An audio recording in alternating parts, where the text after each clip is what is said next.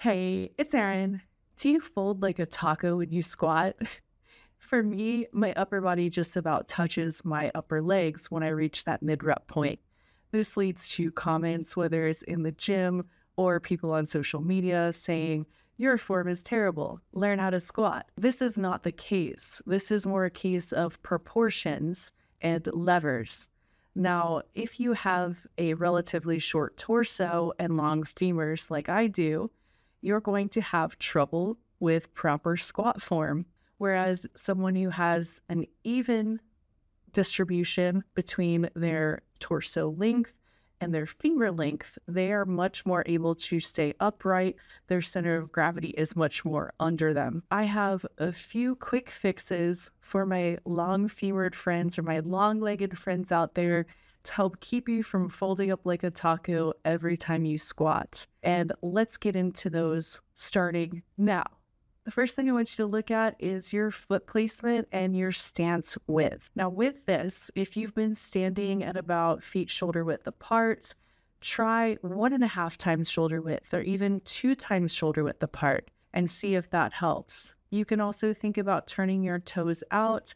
And of course, when you turn your toes out, make sure you turn your knees out at the same time. Now what this does is it effectively will shorten that femur length by angles. By placing your legs facing out or even wider, you are essentially shortening that femur length temporarily, allowing you to squat much more upright. And experiment with this. So again, it might be 1.5 times shoulder width. It might be 2 times shoulder width. You might like it better with your toes pointing forward, but just give that a try. Number 2, we're going to look at bar placement.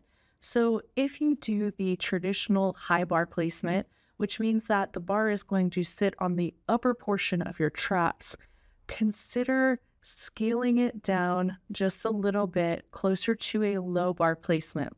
Now, this is going to feel a bit awkward at first. Really want you to think about locking your elbows in and keeping your elbows underneath the bar, and getting to that low bar squat point is going to change where your center of gravity is. It's going to really allow you to sit more upright and make that squat feel a lot better. And it's going to, again, take some practice.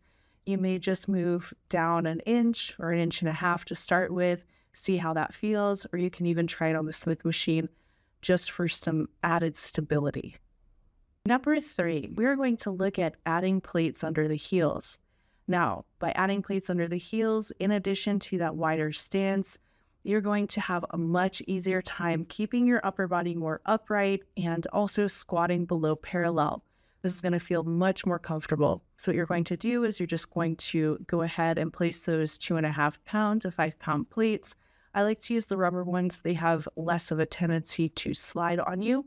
So you just want to make sure that you are, in a place where you've got some stability here and some traction, that nothing is going to be moving on you. And you're simply going to place your heels on either plate and perform your squat. This is going to kind of cheat that mobility, give you that extra range of motion, and allow you to sit more upright. Number 4, consider some alternatives. One of my favorite moves is the front squat. And the front squat with that bar placement really allows you to sit more upright.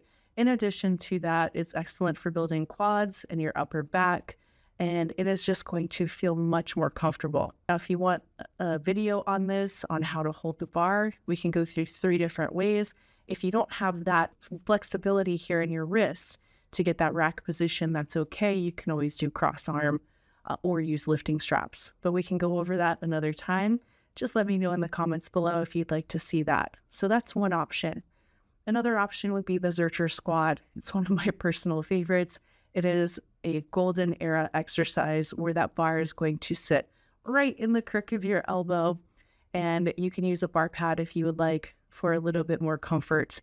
But this is one of those great, we'll call it a functional exercise, because it directly translates into everyday life, but it's excellent for building that posterior chain, quads as well.